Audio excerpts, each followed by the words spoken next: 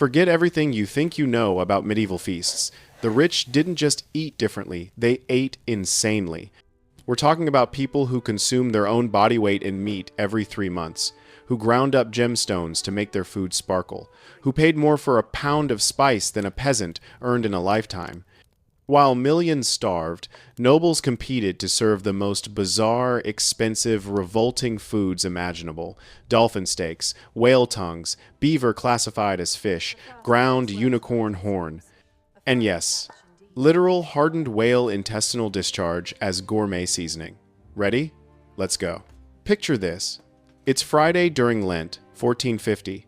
A wealthy English lord sits down to his fasting meal. On his plate, a thick slab of dolphin meat swimming in expensive wine sauce, surrounded by chunks of porpoise flesh, garnished with roasted beaver tail, all washed down with imported wine. He's not breaking religious law. He's being pious, because the church, in its infinite medieval wisdom, had declared that dolphins, porpoises, and beavers were fish. This wasn't a technicality. This was institutionalized insanity that nobles exploited harder than modern billionaires exploit tax loopholes. And the menu it created reads like someone asked a 5-year-old to classify animals based on a single glance.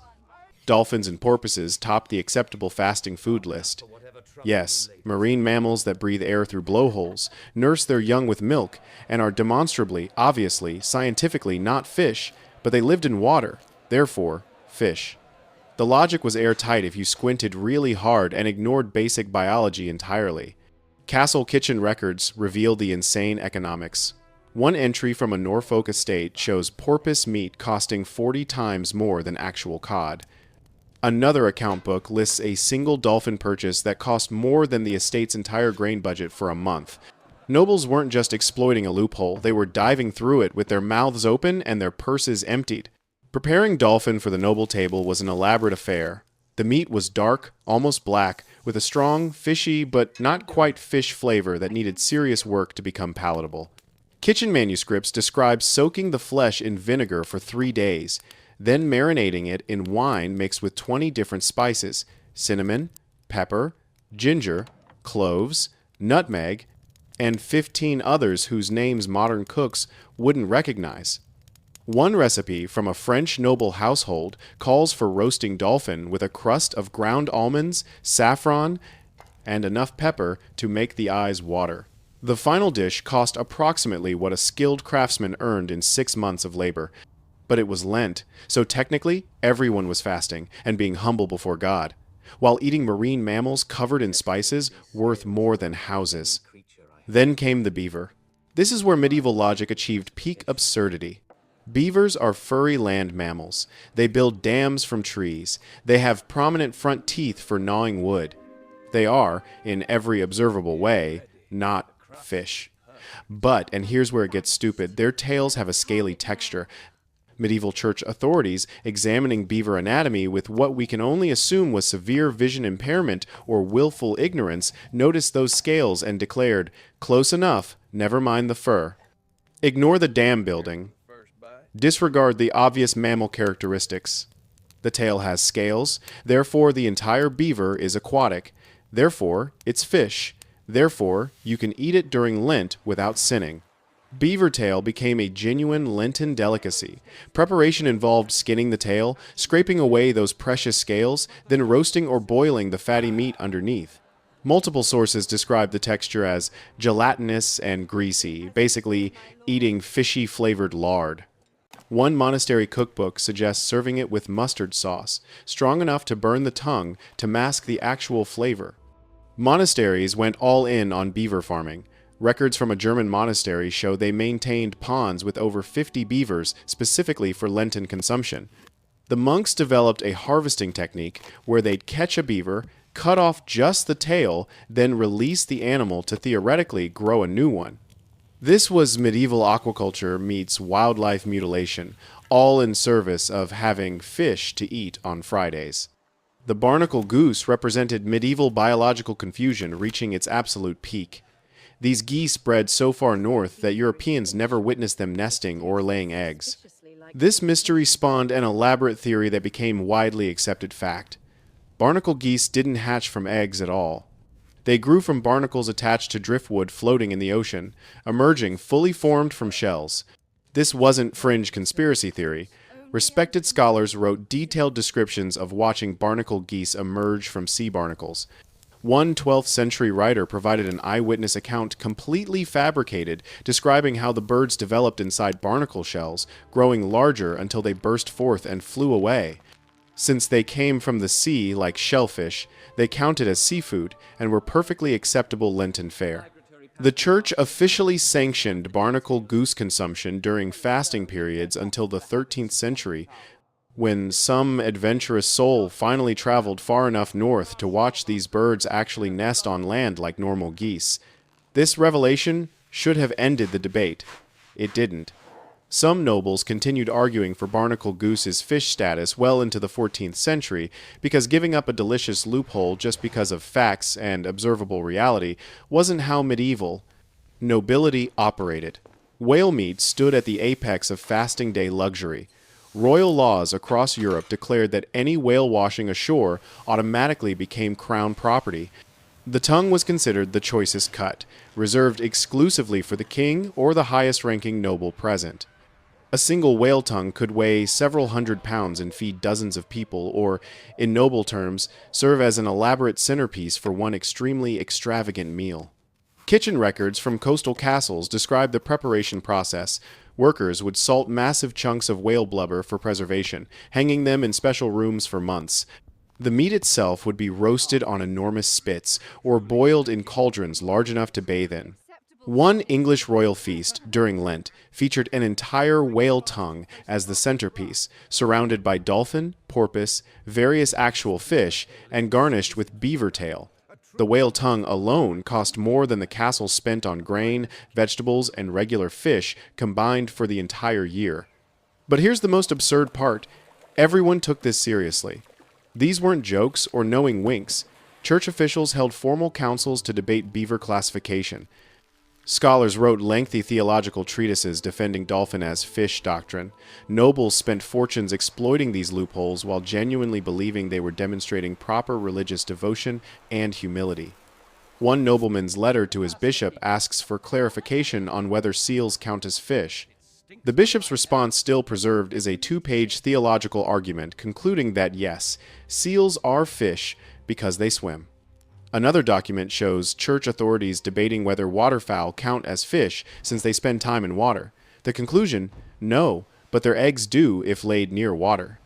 The mental gymnastics were Olympic level. This reveals something crucial about medieval society: rules bent based on wealth. A peasant caught eating meat during Lent faced public punishment, possibly whipping or time in stocks. A noble eating dolphin during Lent was demonstrating proper religious observance and sophisticated taste. The ability to afford expensive fish that were obviously mammals became another tool of class separation wrapped in religious legitimacy. But exploiting church loopholes was just the appetizer. The main course of medieval noble insanity involved eating substances so revolting, calling them food requires extreme generosity and a complete absence of common sense. Some medieval luxury foods transcend acquired taste and enter what were they thinking territory. We're talking about substances so fundamentally disgusting that nobles' willingness to eat them proves wealth can override every survival instinct, every gag reflex, every basic standard of human dignity. These weren't foods. They were status symbols that happened to be technically consumable without immediate death. Ambergris. Let's start with the worst one. This waxy substance forms in sperm whale intestines when they eat squid with sharp beaks that irritate their digestive system. The whale's intestines secrete a waxy substance around the irritant, forming a hardened mass. Eventually, the whale either vomits this mass up or passes it through their digestive system and excretes it. This lump then floats in the ocean for years, sometimes decades, aging like the world's most disgusting wine. When ambergris finally washes ashore, it's a gray or black lump that smells like a combination of seawater, earth, and faint sweetness. Beachcombers who found it became instantly wealthy. And what did nobles do with this aged whale intestinal discharge? They grated it over their food like Parmesan cheese. Medieval nobles considered ambergris one of the most valuable culinary ingredients in existence. They would dissolve it in wine, mix it into sauces, or simply grate it directly onto roasted meat. Why? Because it was rare, because it came from whales, those mysterious giants of the deep, and because it cost a staggering fortune. The fact that it was literally processed through a whale's digestive tract didn't matter. Actually, that probably made it more desirable. Account books from royal kitchens show ambergris costing more per ounce than gold. One feast's expense record, still preserved in English archives, note spending the equivalent of a knight's entire yearly salary on enough ambergris to flavor a single fish dish. The dish was described in contemporary accounts as exquisitely perfumed with a rich oceanic essence that elevated the humble fish to celestial heights. Translation: it tasted like eating expensive ocean-scented wax. But nobles didn't eat it for taste. They ate it because only they could afford to season their food with aged whale digestive byproducts. It was conspicuous consumption taken to its logical, disgusting extreme. The second most inexplicable luxury was unicorn horn, actually narwhal tusks imported from Arctic waters at costs that make modern luxury goods look reasonable. Medieval Europeans had never seen narwhals, so when these long, spiraled ivory tusks appeared in markets, merchants claimed they came from the mythical unicorn. And nobles, desperate to own anything mythical and rare, bought them for prices equivalent to entire estates. But ownership wasn't enough. They had to eat them. Powdered narwhal tusk was believed to have magical medicinal properties, neutralizing poison, curing disease, extending life, enhancing virility, basically solving every health problem through the power of ground marine mammal tooth. Rich nobles would scrape tiny amounts of tusk into their wine or sprinkle it on food, consuming what they believed was powdered magic. In reality, they were eating keratin and calcium, the same substances that make up your fingernails. The health benefits were exactly zero, but the cost? Astronomical. One duchess's household accounts show she consumed narwhal tusk powder daily at a rate that cost 10 times what she paid her personal physician. She was literally spending more on placebo powder than on actual medical care. And she wasn't unusual. This was standard practice among the super rich. The belief in unicorn horn power was so strong that nobles crafted elaborate drinking vessels from narwhal tusks specifically to detect poison. They believed that if poisoned liquid touched the unicorn horn, it would bubble, change color, or somehow warn the drinker. It didn't. Obviously. But nobles trusted their narwhal tusk cups more than their professional food tasters, which explains why medieval poisoning remained such an effective assassination method. One inventory from a French duke's estate lists a narwhal tusk cup valued at more than the duke's largest farm, a property that supported 30 families. The cup was kept in a locked room with armed guards. It was insured separately from the rest of the duke's possessions, all to protect a fancy cup made from whale tooth that had zero magical properties but infinite status value. Crushed gemstones represented nobles eating their way through the periodic table. Won in colorful, visually impressive dishes, medieval cooks would literally grind precious stones into powder and mix them into food. Lapis lazuli made dishes bright blue. Carnelian created blood-red sauces. Malachite produced green foods. These weren't subtle decorative touches. We're talking about nobles eating actual ground minerals because they wanted their fish to sparkle. Gold leaf was easier to work with than harder gemstones and appeared on everything: roasted swans covered in gold, pies with gold-dusted crusts, desserts literally golden. One feast's records describe a subtlety, an elaborate sugar sculpture covered in enough gold leaf to equal the weight of several gold coins. After dinner, the golden sugar sculpture was smashed and eaten. They consumed the equivalent of a servant's yearly wages in edible decoration. The health effects of eating ground minerals ranged from nothing to actively dangerous, depending on the stone. Some minerals pass through harmlessly, others accumulate in organs and cause problems. But health wasn't the consideration. Looking wealthy enough to eat rocks was all that mattered. One menu that survives describes a fish dish colored bright blue with ground lapis lazuli, flavored with grated ambergris, served on a golden plate, accompanied by wine mixed with narwhal tusk powder. The actual fish probably cost less than any single luxury edition. The complete dish represented 6 months of income for a skilled craftsman, and it tasted like gritty, mineral-flavored fish with ocean-scented wax coating. But it was blue, sparkly, made from gemstones and whale byproducts and mythical creature parts, so obviously it was the height of sophisticated dining. Peacock brain pushed the boundaries of what qualifies as food versus what qualifies as dare.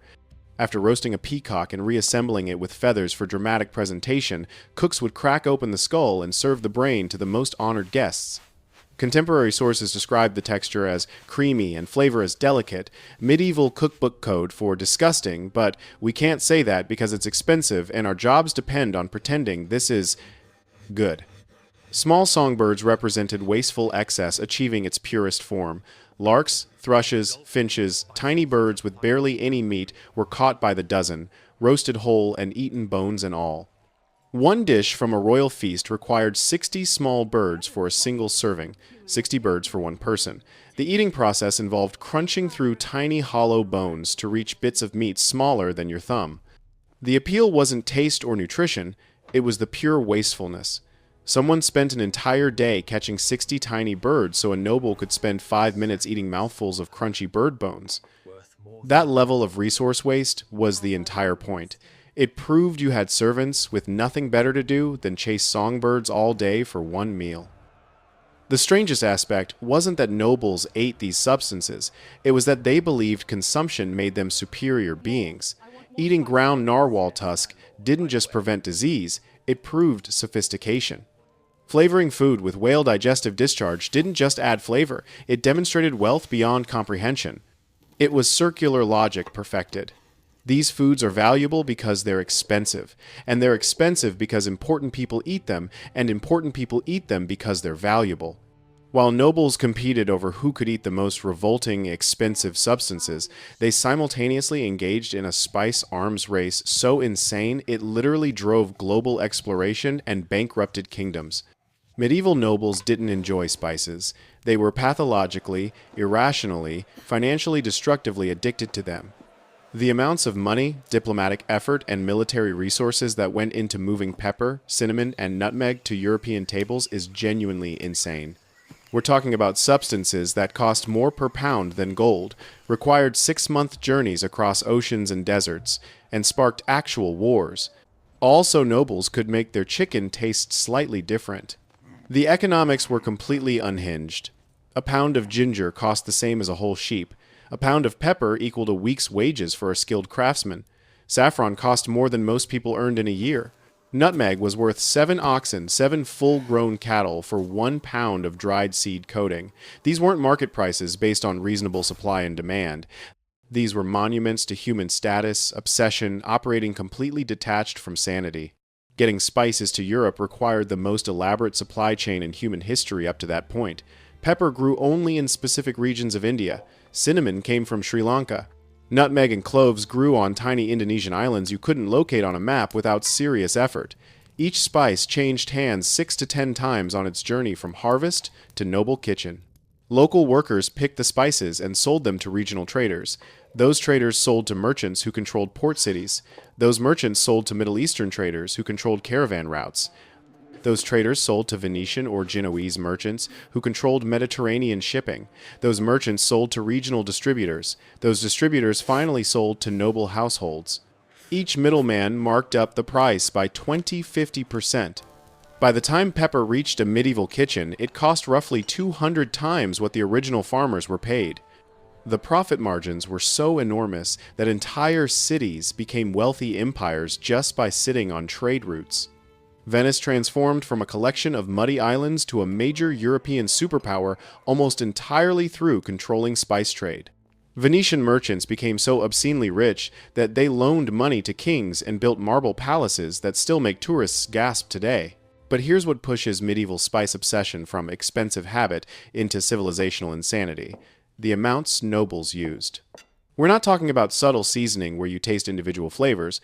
We're talking about dishes drowning in so many spices that the original food disappeared entirely under layers of expensive powder.